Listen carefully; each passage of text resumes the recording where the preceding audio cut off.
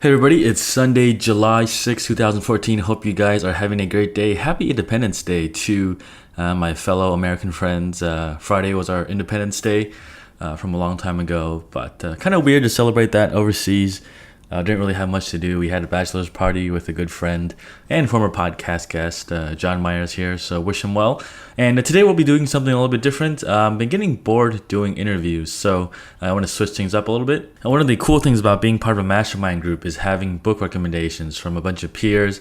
Maybe some are more experienced than you, and they're sharing books that they really liked when they started out, and that books that really had a big impact on them into where they are in their careers right now. So I have a bunch of books that are on my Amazon Kindle with a bunch of notes, and I figured, hey, why not share them with you guys and spice things up a little bit on this show. One thing I realized is that book is a great way to hack your education. So maybe you remember growing up, going to college or university, you're reading these books that you don't really care about, right? And they're really expensive. But now once you have a business, you started a business, when you read a case study about either finance, marketing, or whatever, it makes a lot more sense because the context is very different. And so that's kind of the perspective I've had when I read these books. Some of them came out in the mid-90s or even older. Things like Scientific Advertising from Claude Hopkins, Raul Cialdini's Influence, which came out in the 90s too. Like a lot of the business books kind of came from these classics that you see nowadays, and it's basically just recycled information. So when you go back to these old classics, that's kind of where all the knowledge came from, and so it's really interesting to see that from a different perspective. So that's what we'll be going over today, and today's book is called The Psychology of Selling by Brian Tracy. This was something that got on my radar after hearing James Schramko talk about it in one of the forums I'm in, and he said when he first started out as a car salesman in his early career, this is the book he had on repeat every week in his car. He had it on the audio tape format. This audiobook is basically kind of the best compilations of Brian Tracy stuff. So Brian Tracy used to be a sales guru, kind of in the B2B space, sales training, motivational, helping people sell industrial equipment like printers, machines that bond steel or something like that. So this audiobook is kind of a live seminar recording, and James and a couple other mastermind group members basically had this book on repeat while they were driving in the car. They would listen to it 3-4 times a week, and so I figured, hey, if they're doing this, why don't I do it myself too? And I've listened to it about 4 to 5 times the past 2 weeks already, and still picking up a lot of new things. And today I'll share my notes with you and some points on things I picked up and why you should read this book. So I think this book is important because everything we do is in the sales game. Sales is what makes the world move forward. Even the mic I'm using right now, Blue Yeti had to convince me through their images, product descriptions, everything for me to buy this mic and to actually record this podcast with you. And I'm actually trying to sell you too on why this book is important and you should listen to it. And whether you have an e-commerce store or you're a service provider, how do you get clients to go with you? How do you overcome their objections of either price, service quality, things like that? It's all a sales game. And I think this is what the book really nails into. And so here are the 5 takeaways I have from this book. So let's get started.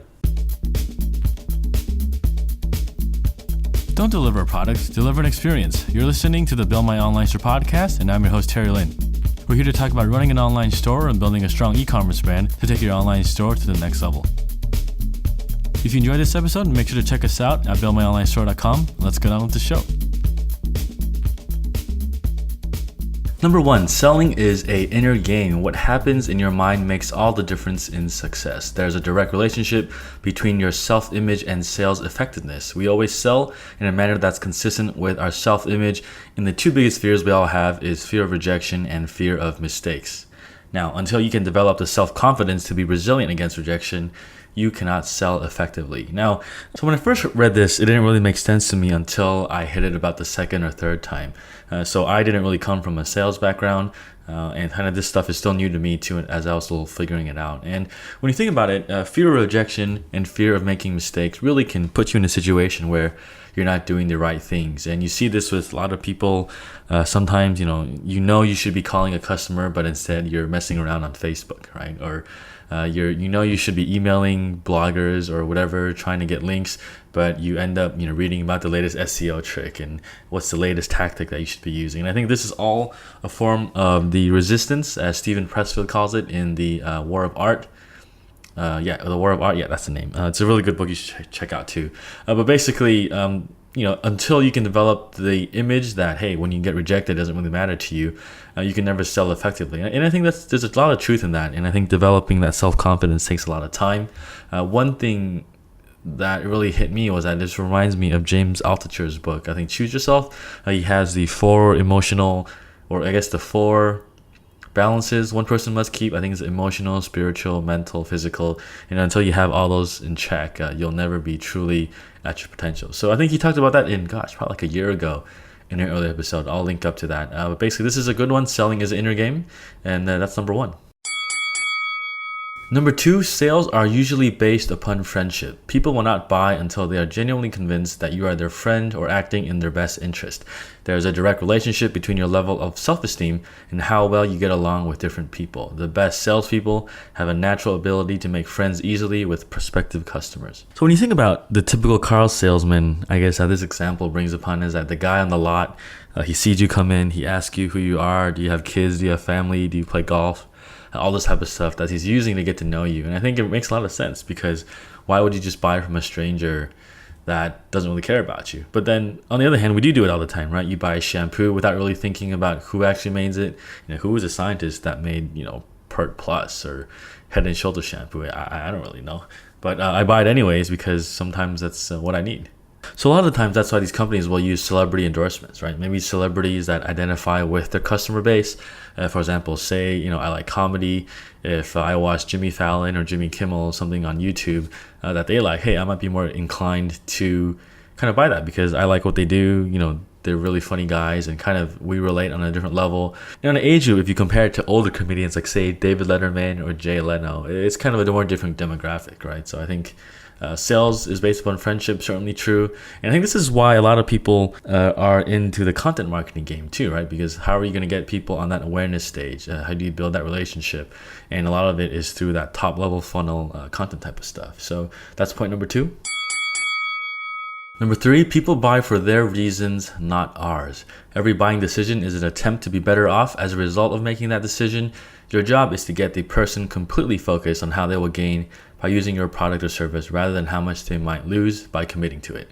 When people say, I need to think about it, they're actually telling you they're not aroused by the desires to own it or enjoy the benefits of your product. So if you let people talk, they will eventually tell you their basic needs with regards to your product. So one of the interesting things I came upon this was that in the first few wallets that I sold at Ball of Leather, I always thought that having a certain wallet that was high quality was something everyone wanted, which is true, but it's not the primary reason that people buy stuff. And after getting some feedback from about 3 or 4 people there saying, hey, I'm happy that I can finally fit my wallet in my front pockets of the pants. And when I first saw that, I thought it was pretty interesting because I never thought that it was something people cared about or it was a benefit that people needed, but I just didn't know that as a user or as a product creator. And I think that's something that really shed light on this, where people buy for their reasons, not ours, right? They bought the wallet because they needed a new one that was slim, that could fit in their front pocket. Because when you have a big wallet in your butt, when you sit down on a chair, it feels funny and it looks bad. When you go upstairs, sometimes if your pants are tight and your wallet's big, it can stretch out. It can make it really uncomfortable. Those are things that I always kind of intuitively knew, but I never knew they were that important for potential customers. So you just gotta let people talk. When you talk to prospective customers, always ask them questions with regards to your product. He has a who, what, when, where, why approach in this book. How did you end up with this product? When did you buy it? Who did you hear about it from? When did you get it? How long have you been using it? All this type of thing that you can use kind of as an investigative reporter to find out why people choose a product or service and then how yours can fit in to that. So that's number 3. All right, number 4, quality is never the primary reason for buying anything. Quality is based on logic, but people buy emotionally. The issue of quality should only arise when you are comparing your product at a certain price with another one, and that quality is needed as a benefit in the right context. So as a wallet maker, I always thought quality was one of the number one reasons that people buy stuff. And it is, but it's not the number one reason why people buy wallets. Usually they'll look at the design, aesthetics, and then decide, okay, which one should I buy based on the quality and reflection of price. So in the book, The Psychology of Selling, he talks about certain situations where quality is important. For example, if you're selling ATVs in Canada, right? Say you're living in the snow, you need a quality ATV because if you get stuck, you'll die in the snow, you'll get frozen to death, and you might become an Iceman like Captain America, right? Get unfrozen like 300 years later, who knows? So quality in that context is important, but on a general basis, most people don't really buy stuff off quality. So for example, the other day a couple months ago, I bought a blender here in Ho Chi Minh City, Vietnam, and the options were a $30 blender, a $50 blender, or like a $10 blender. And I looked at the $10 one. It was some random brand. I never knew what it was, And when I bought a blender, I wanted to make sure it could grind the ice without jamming, and it wouldn't burn out, because the old one I had was really cheap. It was old. It burned out after like a few months because the motor wasn't strong enough to grind really hard ice. And so just by saying that's not the quality I was looking for, right? The first benefit I need is to be able to grind ice, frozen bananas, frozen fruit without any problem. Then I'll see the quality, if it can actually live up to the expectation. So I think kind of you think about things, why you buy things, why you buy a certain pair of headphones, why you buy a Mac, or why you buy a certain type of mouse, pens, things like that. Usually there's something else that supersedes quality. So I guess hope that makes sense. But that's number 4. All right, number 5. Actually, just started raining here, so you might hear it in the background. But number 5, every sale has a key benefit or objection you must overcome, and it's your job to discover both. So the best way to respond to objections is to take them as a question, asking for more information. So usually when someone says, hey, I can't afford this, think of it as them asking, hey, please show me how I can afford this. So instead of assuming you understand, always ask them to clarify. Brian Tracy says, telling is not selling, only asking questions is selling.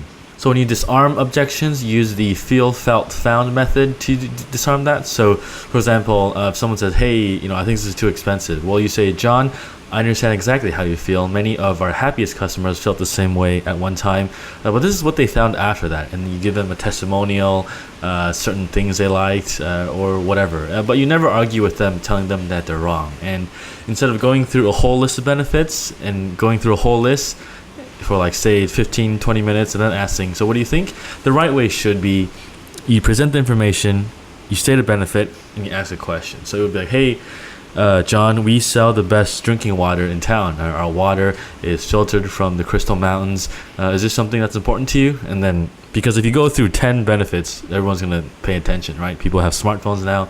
They'll just look at their latest app. They'll check their Facebook, or they'll go online. So information, benefit, ask a question. This is probably the biggest thing I learned in dealing with kind of the sales process, in terms of like, how do you actually go through this on a tactical level? So very cool. That's number 5. So there's actually a lot more notes that I have on this book, but I don't want to bore you with all my details. Someone on the internet did release a PDF with some kind of action items, worksheets, and a better summary than me just kind of right now babbling off into a mic. So if you want that PDF, make sure to check out the website, buildmyonlinestore.com. This is episode 106, and I'll link it to there so you can download it and get the rest of the notes of the book. Remember, this book is called The Psychology of Selling by Brian Tracy, and thanks for listening, and I hope you enjoyed it. I'll catch you guys next week.